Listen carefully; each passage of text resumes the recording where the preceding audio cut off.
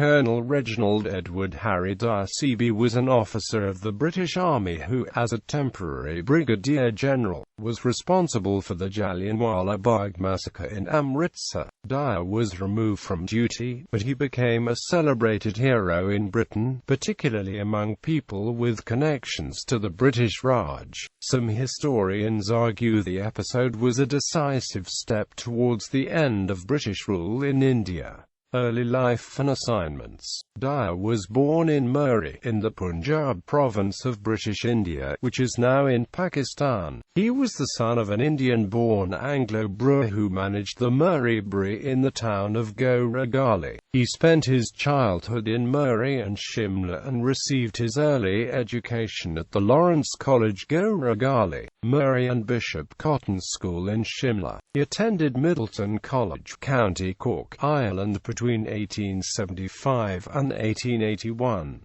In 1885, soon after graduating from the Royal Military College, Sandhurst, he was commissioned into the Queen's Royal Regiment as a lieutenant, and performed riot control duties in Belfast and served in the Third Burmese War. He was then transferred to the British Indian Army, initially joining the Bengal Staff Corps as a lieutenant in 1887. He was attached to the 39th Bengal Infantry, later transferring to the 29th Punjabis.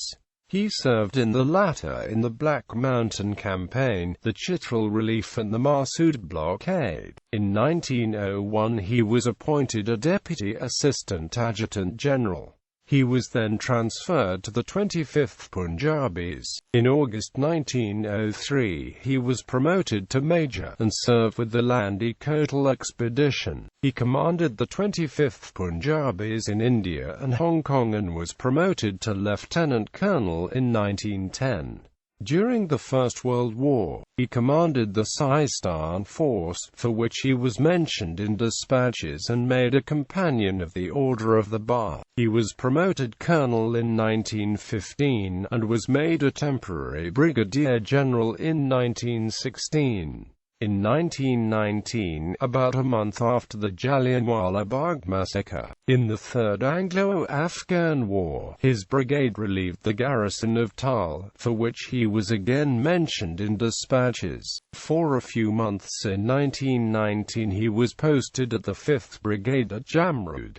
He retired on 17 July 1920, retaining the rank of colonel. Background. In 1919 the European population in Punjab feared the Indians would overthrow British rule. A nationwide hartal, which was called on 30 March by Mahatma Gandhi, had turned violent in some areas. Authorities were also becoming concerned by displays of Hindu-Muslim unity. Michael Odwar, the Lieutenant Governor of Punjab, decided to deport major agitators from the province. One of those targeted was Dr. Satyapal, a Hindu who had served with the Royal Army Medical Corps during the First World War. He advocated non-violent civil disobedience and was forbidden by the authorities to speak publicly.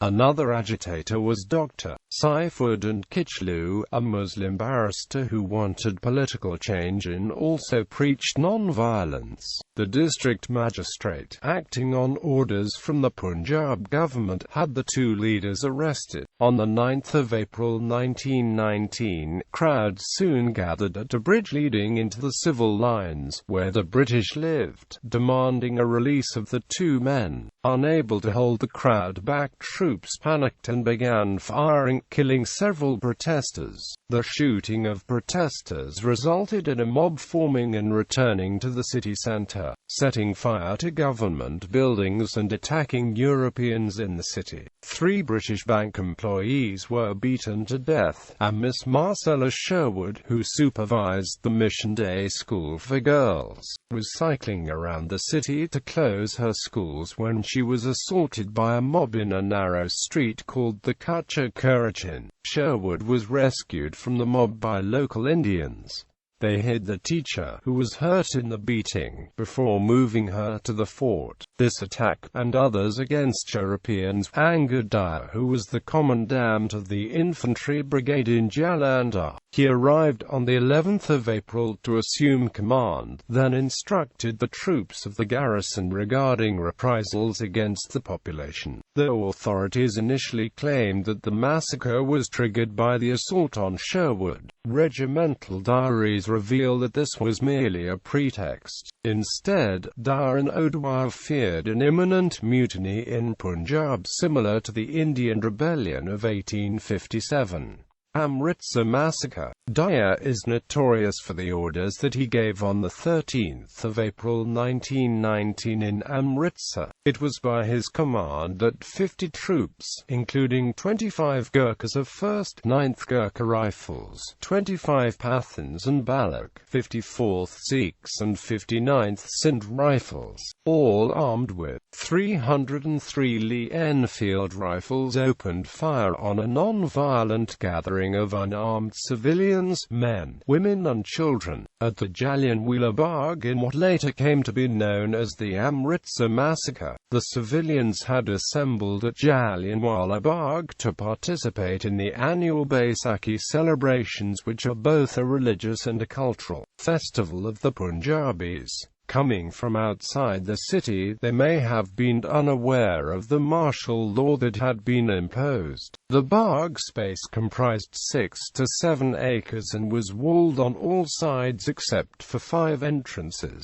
4 of these entrances were very narrow, admitting only a few people at a time. The 5th entrance was blocked by the armed soldiers, as well as by 2 armored cars with machine guns. Upon entering the park, the general ordered the troops to shoot directly into the gathering. Shooting continued until his troops' supply of 1,650 rounds of ammunition was almost exhausted. The shooting continued unabated for about 10 minutes. Dyer is reported to have, from time to time, checked his fire and directed it upon places where the crowd was thickest. He did this not because the crowd was slow to disperse, but because he had made up his mind to punish them for having assembled there. Quote, "Some of the soldiers initially shot into the air, at which General Dyer shouted, 'Fire low!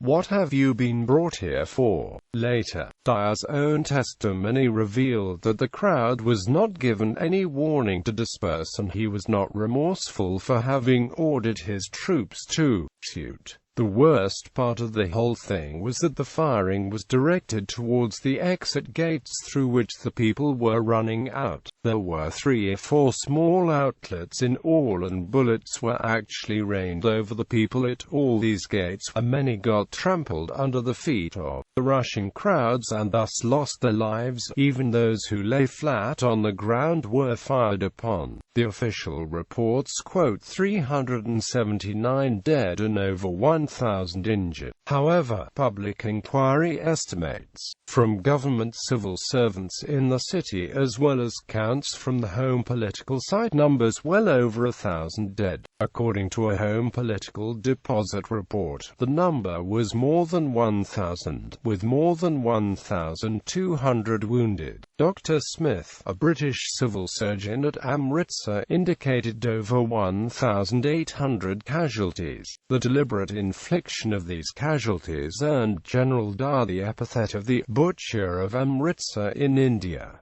Threatening language. The day after the massacre, Kitchen, the Commissioner of Lahore, as well as General Dyer, both used threatening language. The following is the English translation of Dyer's Urdu statement directed at the local residents of Amritsar on the afternoon of the 14th of April 1919. A day after the Amritsar massacre. "You people know well that I am a seapoint soldier. Do you want war or peace? If you wish for a war, the government is prepared for it, and if you want peace, then obey my orders and open all your shops, else I will shoot. For me the battlefield of France or Amritsar is the same. I am a military man and I will go straight. Neither shall I move to the right nor to the left. Speak up if you want war." In case there is to be peace, my order is to open all shops at once. You people talk against the government, and persons educated in Germany and Bengal talk sedition. I shall report all these. Obey my orders. I do not wish to have anything else. I have served in the military for over 30 years. I understand the Indian Sepoy Sikh people very well. You will have to obey my orders and observe peace. Otherwise the shops will be opened by force and rifles. You will have to report to me of the bad mash. I will shoot them. Obey my orders and open shops. Speak up if you want war. You have committed a bad act in killing the English. The revenge will be taken upon you and upon your children. Crawling order. Brigadier Dyer designated the spot where Marcellus Sherwood was assaulted sacred. Daytime pickets were placed at either end of the street. Anyone wishing to proceed in the street between 6 a.m. and 8 p.m. was made to crawl the 200 yards on all fours, lying flat on the bellies. The order was not required at night due to a curfew.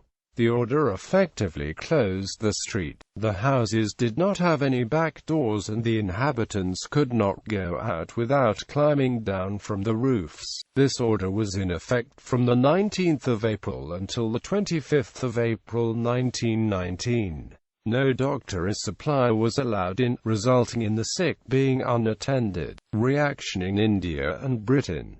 Reaction to the massacre varied. A large section of the British population in India condoned it, while many Indians were outraged. A committee of inquiry, chaired by Lord Hunter, was established to investigate the massacre. The committee's report criticised Dyer, arguing that in continuing firing as long as he did, it appears to us that General Dyer committed a grave error. Dissenting members argued that the martial law regime's use of force was wholly unjustified. General Dyer thought he had crushed the rebellion, and Sir Michael O'Dwyer was of the same view. They wrote, "There was no rebellion which required to be crushed." He was met by Lieutenant General Sir Havelock Hudson, who told him that he was relieved of his command. He was told later by the Commander-in-Chief in India, General Sir Charles Munro, to resign his post and that he would not be re-employed. General Dyer tried to win over the Sikhs as best as he could. He forced the manager of the Golden Temple and Sundar Singh Majithia to use their influence over the Sikhs in favour of the government. As a result, priests of the Golden Temple invited General Dyer to the sacred shrine and presented him with a siropa. A significant number of ordinary Britons supported General Dyer. Rudyard Kipling, who claimed Dyer was the man who saved India, is alleged to have started a benefit fund which raised over £26,000, including £50 contributed by Kipling himself for Dyer.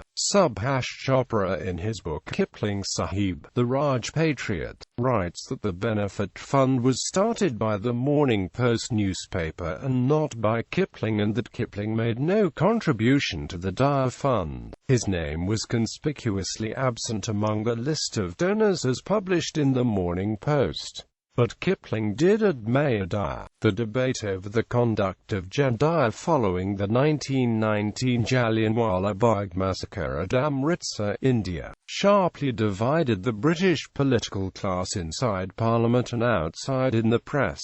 Curiously enough, Rudyard Kipling was not one of the leading lights of Dyer's frontline supporters, who battled unsuccessfully for his promotion from the rank of colonel to honorary brigadier general in retirement for saving the empire in India. Hailed by London's Tory Morning Post as the man who saved India and popularly honoured as brigadier general, the massacre man remained a colonel till the end of his life in 1927. More specifically, while Kipling did not contribute the first £50 or anything to Dyer's benefit fund, his friend Sir Michael O'Dwyer, former LT Governor of the Punjab, under whose jurisdiction Dyer carried out the Jallianwala Bagh massacre, did, of course, contribute £20 to the benefit fund. The fund raised £26,317, £1 when it was closed in December 1920. Nevertheless, Kipling did pay his tribute to Jan Dyer at least twice, with brief but definitive words of edification. The first simply read, "He did his duty as he saw it." This tribute was inscribed on the card accompanying Kipling's wreath at the funeral service for Jan Dyer at St Martin in the Fields, London. The second, relating to a hospital project, read, "These beds have been endowed as a lasting memorial to Brigadier General R. E. H. Dyer, a brave man who, in the face of a great peril, did his duty as he saw it. He that observeth the clouds shall not reap." The hospital tribute is a dedication penned by Kipling at the request of the Dyer Memorial Committee, which had hoped to donate a few beds or even a ward at the Walker Hospital in Simla. The man behind the hospital memorial campaign was none other than Dyer. The rather modest-size Walker Hospital itself had been built as a memorial to Sir J. Walker, once a partner of Dyer's father Edward in his brewery business. But Dyer's project in memory of his friend and co-servant of the Empire in Punjab failed to take off because of Walker Hospital's ex officio link with the New Delhi government of India, which refused to be associated with any Dyer memorial in view of the damage it could do to the forthcoming visit of the Prince of Wales to India, where passions were running high against Dyer.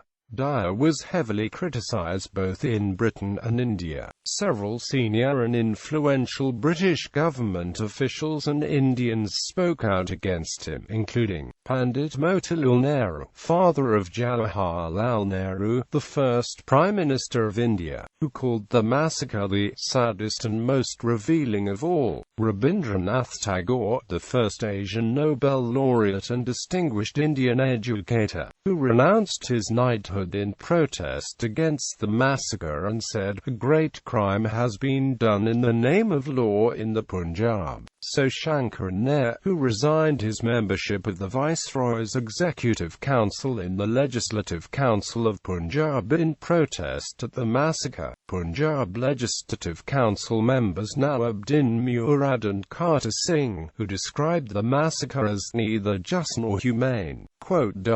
Charles Freer Andrews, an Anglican priest and friend of Gandhi, who termed the Jallianwala Bagh massacre as cold-blooded massacre and inhumane. Brigadier General Surtees, who stated in the Dyer debate that "we hold India by force, undoubtedly by force." Edwin Samuel Montagu, the Secretary of State for India, who called it a grave error in judgment. In a debate in the House of Commons, he asked, "Are you going to keep your hold on India by terrorism, racial humiliation, subordination and frightfulness, or are you going to rest it upon the goodwill and the growing goodwill of the people of your Indian Empire?"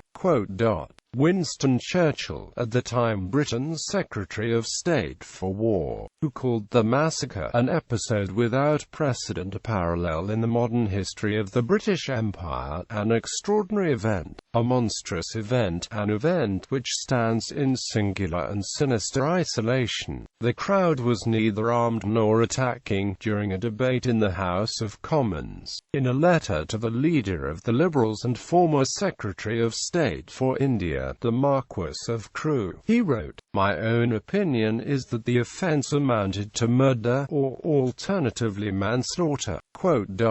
Former Prime Minister and leader of the Liberal Party H.H. Asquith, who observed, "There has never been such an incident in the whole annals of Anglo-Indian history, nor, I believe, in the history of our empire since its very inception down to present day. It is one of the worst outrages in the whole of our history." B.G. Horniman, who observed, "No event within living memory, probably, has made so deep and painful impression on the mind of the public in this country as what came to be known as the Amritsar Massacre."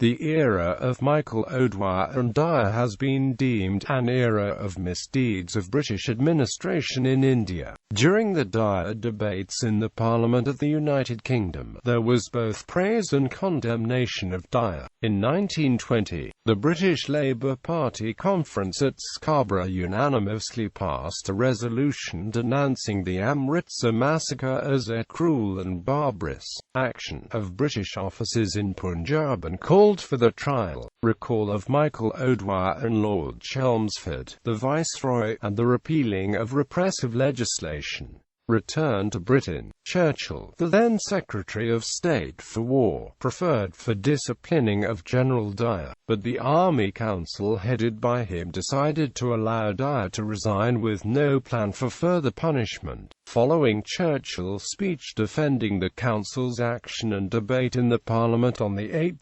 July 1920, MPs voted for the government, 247 to 37, and motion for mild approval of Dyer was defeated, 230 to 129. On his return to Britain, Brigadier Dyer was presented with a purse of £26,000, a huge sum in those days, which emerged from a fund set up on his behalf by the Morning Post, a conservative pro-imperialist newspaper, which later merged with the Daily Telegraph. A 13-women committee was constituted to present the saviour of the Punjab with the sword of honour and a purse.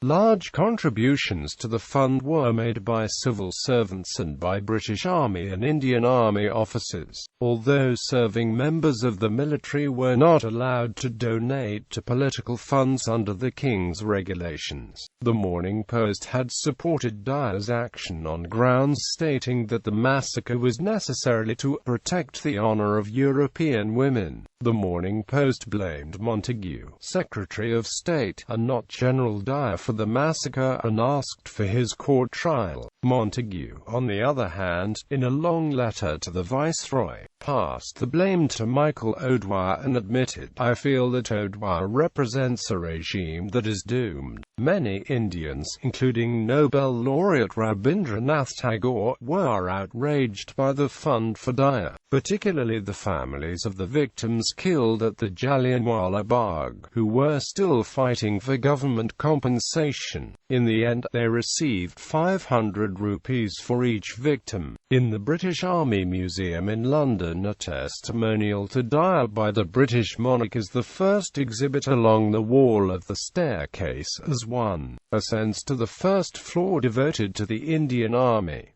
Dyer's response and motivation. General Dyer made a series of 3 conflicting sets of statements about his motives and actions. At first, immediately after he carried out the massacre, he made a series of partial but slightly varying explanations with the aim of exonerating him from any blame. Later, after receiving approval for his actions from all his superiors in India, both civil and military, Dyer stated that his actions were a deliberate attempt to punish people he believed were rebels and to make an example for the rest of the Punjab that would stop what he regarded as a rebellion. Finally, on his return to England in disgrace in 1920, Dyer's lawyers argued that his actions, though deliberate and premeditated, were justified because he was facing an insurrection and that, on those grounds, any amount of firing was permissible. Dyer wrote an article in the Globe of 21 January 1921, titled "The Peril to the Empire." Quote, "It commenced with, 'India does not want self-government. She does not understand it.'" Quote, he wrote later that, "It is only to an enlightened people that free speech and a free press can be extended. The Indian people want no such enlightenment. There should be an 11th commandment in India, 'Thou shalt not agitate.' The time will come to India when a strong hand will be exerted against malice and perversion of good order. Gandhi will not lead India to capable self-government. The British Raj must continue, firm and unshaken in its administration of justice to all men." In his official response to the Hunter Commission that inquired into the shooting, Dyer was unremorseful and stated, "I think it quite possible that I could have dispersed the crowd without firing, but they would have come back again and laughed, and I would have made what I consider a fool of myself." However, in his account of the massacre, Nick Lloyd claims that although Dyer later claimed to have undertaken the massacre to save British India, he had had no such idea in his mind that fateful afternoon. As well as being dazed and shaken up, hardly the response of a soldier who had had murder in his mind. All the witnesses recall how Dyer was unnerved and deeply upset about what had happened. One witness described him as distraught, and he told a friend 6 months afterwards, "I haven't had a night's sleep since that happened.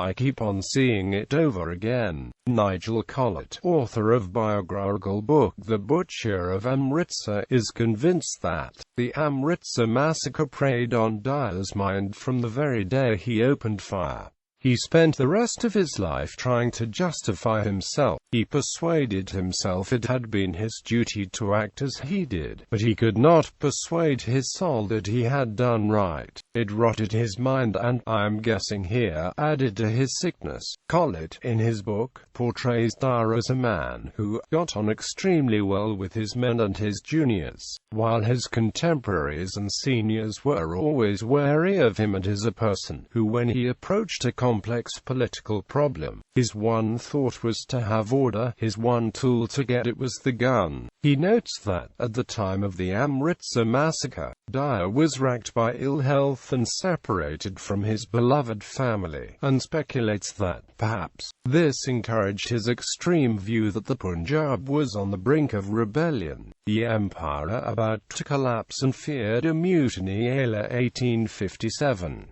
The solution, he decided, was not just to restore order but to show that the state was in charge. It was not enough to have shops and businesses reopen in Amritsar. An example was needed of the consequences of insubordination. Collett quotes Dyer himself on the motivations that drove him to act as he did. It was no longer a question of merely dispersing the crowd, but one of producing a sufficient moral effect, from a military point of view, not only on those who were present but more specially throughout the Punjab. There could be no question of undue severity. The mutineers had thrown out the challenge, and the punishment, if administered at all, must be complete, unhesitating and immediate death. Dyer suffered a series of strokes during the last years of his life, and he became increasingly isolated due to the paralysis and speechlessness inflicted by his strokes. He died of cerebral hemorrhage and arteriosclerosis in 1927. On his deathbed, Dyer reportedly said, "So many people who knew the condition of Amritsar say I did right. But so many others say I did wrong. I only want to die and know from my Maker whether I did right or wrong." The Butcher of Amritsar, General Reginald Dyer, by Nigel Collett. The Morning Post remembered him in an article titled "The Man Who Saved India," and "He Did His Duty," but the Westminster Gazette wrote a contrary opinion. No British action, during the whole course of our history in India, has struck a severer blow to Indian faith in British justice than the massacre at Amritsar. Noted historian Gordon Johnson commented that Dyer's actions ran counter to army regulations. These required that force should be constrained by what was reasonable to achieve an immediate objective. Minimum, not maximum, force should be deployed. Moreover, proper warning had to be given. On April 13, 1919, as demonstrated by Collett, Dyer ignored this. While he may have believed the Raj was threatened, and may have thought the mob was out to attack him and his soldiers, this does not justify his cavalier abuse of procedure and his indifference to Indian suffering. In so behaving, he brought not only death to the innocent but also destroyed himself and undermined the empire in which he took so much pride. Popular culture. Dyer is played by Edward Fox in the 1982 film Gandhi. Dyer's scenes in the film depict the massacre as well as Dyer's testimony to the Inquisition panel. A fictionalized account of Dyer's actions in Amritsar is contained in the 1981 prize-winning novel Midnight's Children, by author Salman Rushdie and movingly depicted in Shashi Tharoor's 1989 The Great Indian Novel.